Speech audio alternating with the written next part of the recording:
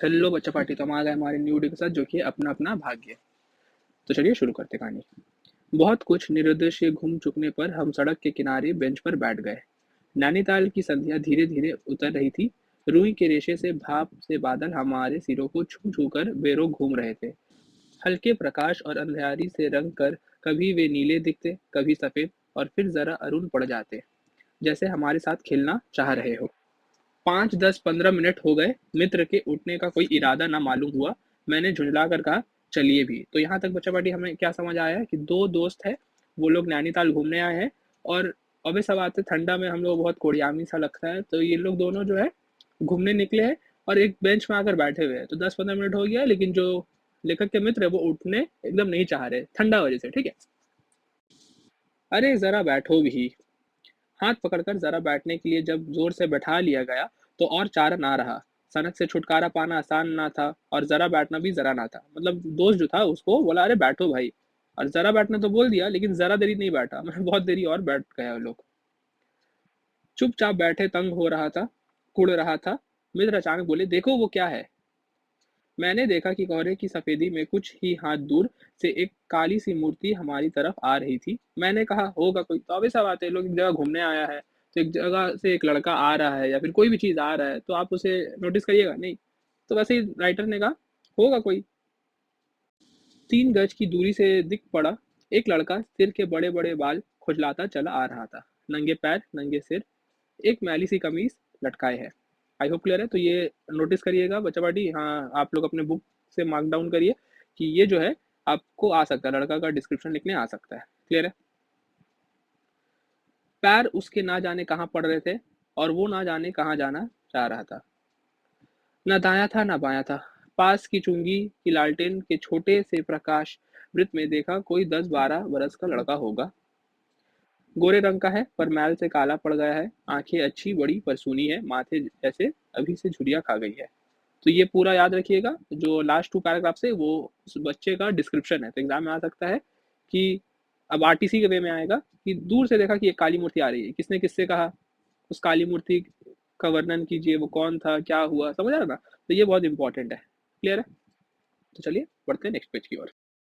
वो हमें ना देख पाया, वो जैसे कुछ भी ना देख रहा था, ना नीचे की धरती, ना ऊपर चारों ओर फैला हुआ कोहरा, ना सामने का तालाब, और ना एकाकी दुनिया। वो बस अपने निकट वर्तमान को देख रहा था। मतलब वो जो लड़का था उसका कोई भी नहीं था। तो अब ऐसा बात है, नहीं था लिखा हुआ था, ना दायां देख रहा था ना बायां देख रहा था। मतलब देखिए, अगर आपको, अगर समझिए आप बाहर निकले, स्कूल जा रहे हैं एग्जाम देने, तो स्कूल से आप कहाँ जाइएगा, घर जाइएगा, या फिर आपका अगर लास्ट एग्जाम है तो आप कहीं फ्रेंड्स के साथ घूमने जाइएगा। मतलब हमेशा आपको पता रहेगा ना कि कहाँ जाना है। इस लड़के को पता ही नहीं था कि कहाँ जाना है, बस उसका वर्तमान जहाँ उसको ले जा रहा था वो चले जा रहा था। तो देखिए, अब ये बहुत इंपॉर्टेंट कन्वर्सेशन है उसके मित्र और उस बच्चे के बीच में। तो यहाँ से कुछ भी क्वेश्चन आंसर आ सकता है। तो चलिए स्टार्ट करते हैं। मित्र ने आवाज दी, ए। उसने अपनी सूनी आंखें फाड़ दी। दुनिया सो गई, तू ही क्यों घूम रहा है। बालक मुख फिर भी बोलता हुआ सा चेहरा लेकर खड़ा रहा। मतलब वो चुप से खड़ा हुआ है। कहाँ सोएगा, यहीं कहीं। कल कहाँ सोया था, दुकान पर। आज वहां क्यों नहीं, नौकरी से हटा दिया। क्या नौकरी थी, सब काम 1 रुपया और झूठा खाना। फिर नौकरी करेगा, हाँ। बाहर चलेगा, हाँ। आज क्या खाना खाया, कुछ नहीं। अब खाना मिलेगा, नहीं मिलेगा। यूं ही सो जाएगा, हाँ। कहाँ, यहीं कहीं। इन्हीं कपड़ों में। बालक फिर आंखों से बोलकर मुंह खड़ा रहा।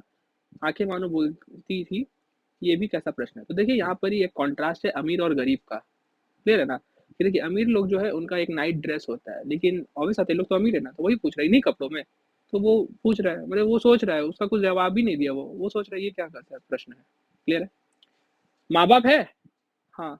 कहाँ, 15 कोस दूर गांव में। तू भाग आया, हाँ। क्यों, मेरे कई भाई बहन हैं, सो भाग आया। वहाँ काम नहीं, रोटी नहीं। बाप भूखा रहता था और माँ भी भूखी रहती थी, रोती थी। सो भाग आया। एक साथी और था, उसी गांव का था, मुझसे बड़ा। दोनों साथ आए। वो अब नहीं है। कहाँ गया, मर गया। बस जरा सी ही उम्र में उसकी मौत से पहचान हो गई। मुझे आज तक हुआ। पूछा, मर गया। हाँ साहब ने मारा, मर गया। अच्छा हमारे साथ चल। वो साथ चल दिया। लौट कर हम वकील दोस्त के होटल पहुंचे। अब देखिए यहाँ जो वकील दोस्त है वो अमीर है। अब यहाँ से देखिए अपना अपना भाग्य, जो बेसिकली कहानी है, ये अमीर और गरीब का अपना अपना भाग्य दिखाया जा रहा है। मतलब अमीर का भाग्य और गरीब का भाग्य, और उन दोनों के बीच में कॉन्ट्रास्ट। क्लियर है।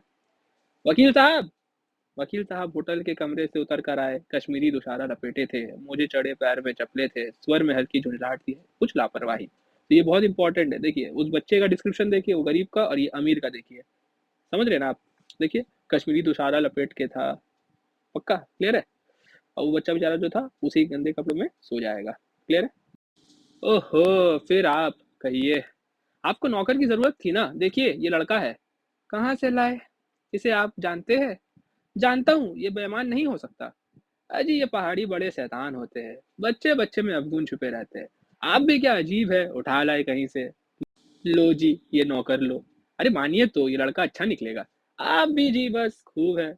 अरे-गैरे को नौकर बना लिया जाए और अगले दिन वो ना जाने क्या-क्या लेकर चंपत हो जाए। आप मानते ही नहीं, मैं क्या करूँ? अरे माने क्या खाक, आप भी। जी अच्छा मज़ाक करते हैं। अच्छा अब मैं सोने जा रहा हूँ। और वो ₹4 रोज़ के किराए वाले कमरे के सजी मसेरी पर सोने झटपट चले गए। तो देखिए कॉन्ट्रास्ट समझ आया?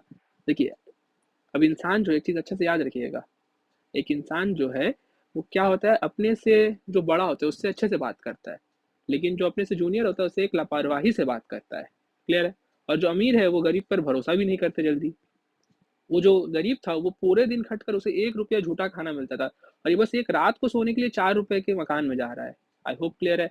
फिर कपड़ा का जो डिस्क्रिप्शन मैंने दिया, ये सब बहुत इम्पोर्टेंट है। क्लियर है? बालक कुछ ठहरा, मैं असमंजस में रहा, तब वो प्रेत गति से एक और बढ़ा और कोहरे में मिल गया। मतलब जो लड़का था वो मिल गया, मतलब कोहरे में मिल गया। हम भी होटल की ओर बढ़े। हवा तीखी थी, हमारे कोटों को पार कर बदन में तीर सी लगती थी। सुलगते हुए मित्र ने कहा, भयानक शीत है, उसके पास बहुत कम कपड़े हैं। मतलब जो दोस्त है वो बेचारा बच्चा के लिए थोड़ा कंसर्न दिखा रहा है। ये संसार है यार, मैंने स्वार्थ की फिलॉसफी सुनाई। चलो पहले बिस्तर में गर्म हो लो, फिर किसी और की चिंता करना। उदास होकर मित्र ने कहा, स्वार्थ जो कहो, लाचारी कहो, निठुराई कहो या बेहाई, मतलब दुनिया को कोस रहा है कि देखो, दो तरफ का दो तरह का इंसान होता है। इंसान को अच्छा रहना चाहिए, मतलब जो दोस्त है उसको, लेकिन वो जो था राइटर उसको फिलॉसफी सुनाकर उसको बोला, चल भाई चल अपना पले देख। दूसरे दिन नैनीताल स्वर्ग के किसी काले गुलाम पशु के दुलार का वो बेटा, वो बालक निश्चित समय पर हमारे होटल डीपर्ब में नहीं आया। तो याद रखिएगा होटल का क्या नाम था? डीपर्ब। क्लियर है? अपनी नैनीताल सैर खुशी-खुशी खत्म कर चलने को हुए, हम लड़के की आस लगाए बैठे रहने की ज़रूरत भी नहीं समझी। तो अब ऐसा होता है, देखिए लड़कों का नाकाम था, मैंने वो जो लड़का था उसको नाकाम था, तो वो आएगा। तो लोग सोचे लड़का नहीं आया तो हम लोग को भी क्या टेंशन, तो लोग भी घूम फिर के अभी लोग जाने वाला था। मोटर में सवार होते ही ये समाचार मिला, पिछली रात एक पहाड़ी बालक सड़क के किनारे पेड़ के नीचे ठिठुर कर मर गया। मतलब ये वही लड़का था। मरने के लिए उसे वही जगह, वही 10 बरस की उम्र और वही काले चित्र की कमीज मिली। आदमियों का दुनिया ने बस उसे यही उपहार छोड़ दिया। पर बतलाने वाले ने बताया कि गरीब के मुंह पर, छाती, मुठिया और पैरों पर बर्फ की हल्की सी चादर चिपक गई थी, मानो दुनिया की बेहाई ढकने के लिए प्रकृति ने शव के लिए सफेद और ठंडे कफन का प्रबंध कर दिया। मतलब दुनिया से तो कुछ मिला नहीं, तो नेचर जो है उसको एक गिफ्ट दिया। तो किस चीज का गिफ्ट दिया बच्चा पार्टी? वो था एक कफ़न दे दिया। आई होप क्लियर है। तो ये कहानी यहाँ खत्म होता है और आप आरटीसी थोड़ा मार्क करते चलिएगा। जहाँ पर भी मैंने अंडरलाइन किया आप भी मार्क कर लीजिए और बस कहानी सुन लीजिए, उससे ज़्यादा कुछ नहीं। Thank you.